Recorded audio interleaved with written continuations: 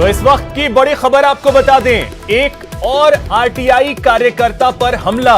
बाड़मेर से इस वक्त की बड़ी खबर आपको बता दें, आरटीआई कार्यकर्ता पर हमला किया गया है लोहे की रॉड से। ये एक्सक्लूसिव तस्वीरें हम आपको दिखा रहे हैं। आप अपने टीवी स्क्रीन पर बाड़मेर से आई इस एक्सक्लूसिव तस्वीर को देखिए, जहां पर एक आरटीआई एक्टिविस्ट पर हमला किया गया है।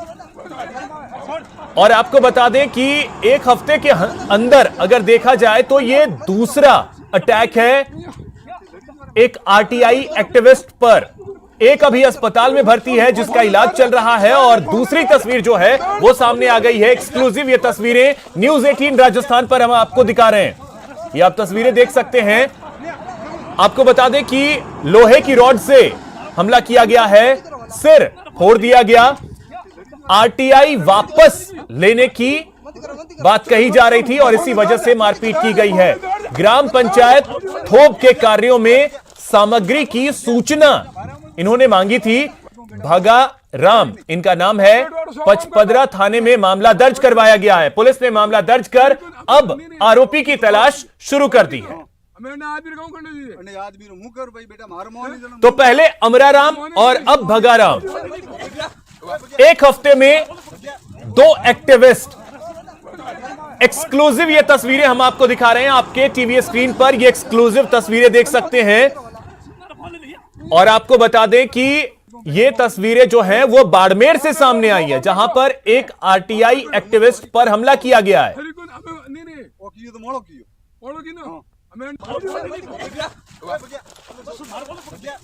अब ऐसे में देखिए कई सारे सवाल जो हैं वो उठते हैं।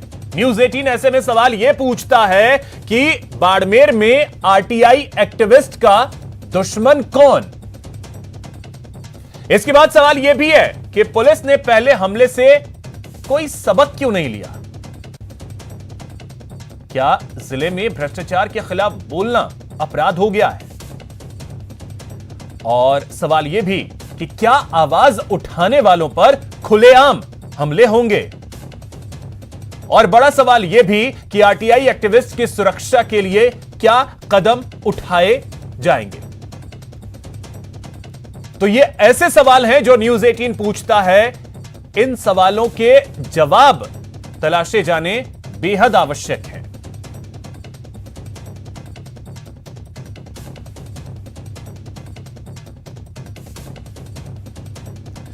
अधिक जानकारी के साथ हमारे सहयोगी प्रेमदान देथा हमारे साथ जुड़ गए हैं। प्रेमदान, पहले तो इस वीडियो को लेकर पूरी जानकारी चाहेंगे, है क्या ये पूरा मामला? देखिए, मैं बताना चाहूंगा कि ये पचपदरा थाना क्षेत्र के थोप गांव का मामला है, जहां पर पत्थर उठाने को लेकर इनके आपस में विवाद चल रहा था, जिसको लेकर आरटीआई मांगी गई थी। इस भगाराम जो पीड़ित है, इसके द्वारा आरटीआई मांगी गई थी कि ग्राम पंचायत में जिस तरीके का काम हो रहा है उसके लिए रवाना वगैरह इसको लेके इसने सूचना मांगी थी। उस सूचना के आधार पे कहीं न कहीं आपस में इनके रंजिश बनी थी। और आज जो मामला सामने आया है, इसमें ट्रैक्टर को रुकाया जाता है और उसके बाद में इसके साथ में मारपीट की जाती है। मारपीट की घटना की सूचना मिलते ही पचपदरा थाना पुलिस ने मामला दर्ज करके आरोपी की तलाश शुरू कर दी है। अलग अलग जगहों पे दबिशें दी जा रही है। पुलिस इस पूरे मामले की जांच में जुट चुकी है। लेकिन कहीं न कहीं एक बड़ा सवाल सामने आता है, जहां एक तरफ प्रदेश की मुखिया है, उन्होंने भी देश से प्रधानमंत्री से कहा गया है कि आरटीआई के लिए एक कानून बनाया जाएगा, उनकी सुरक्षा के लिए कोई न कोई कानून बनाया जाएगा। लेकिन आज एक बार फिर जिस तरीके का हमला हुआ है, यह कहीं न कहीं एक अपने आप में दुखद है और इस तरीके के जो अपराधी है उनके ऊपर अंकुश लगाया जाना बहुत जरूरी है। जी अभिषेक। प्रेमदान, लेकिन सवाल तो यह भी है कि देखिए अभी सप्ताह भी नहीं बीता होगा और दूसरी घटना जो है वो सामने आ गई। यानी पहली जो घटना थी अमराराम पर जिस तरीके से अटैक हुआ था, उससे पुलिस ने कोई सबक नहीं लिया, प्रशासन ने कोई सबक नहीं लिया। देखिए, इस पूरे मामले में सबसे बड़ी बात यह है कि इनके पहले कभी भी किसी तरीके की कोई अनबन नहीं हुई।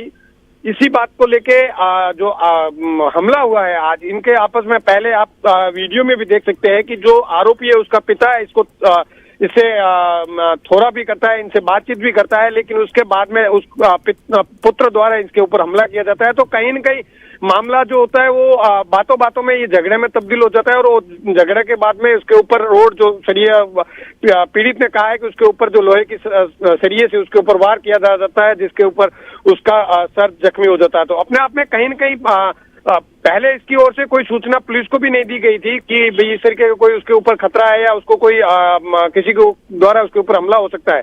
तो ये अपने आप में बड़ा सवाल है कि हमला किस समय होगा, ये इसको भी जानकारी नहीं थी, लेकिन अचानक इनके आपस में अनबन हुई। अनबन के साथ में ही, बोलचाल के साथ में मारपीट शुरू हो गई और उससे को घायल कर दिया गया। तो कहीं न कहीं अब देखिए प्रेमदान, बड़ी बात तो ये भी है कि हमारी तरफ से कोशिश ये की गई कि जो एसपी हैं बाड़मेर के दीपक भार्गव, उनसे बात करने की कोशिश की गई, लेकिन वो जवाब देने से कहें तो बचते नजर आए। उनके पास शायद जवाब भी नहीं होगा। यही वजह है कि वो न्यूज 18 से बात करने को भी एक तरीके से कहें तो वो तैयार नहीं हो रहे हैं।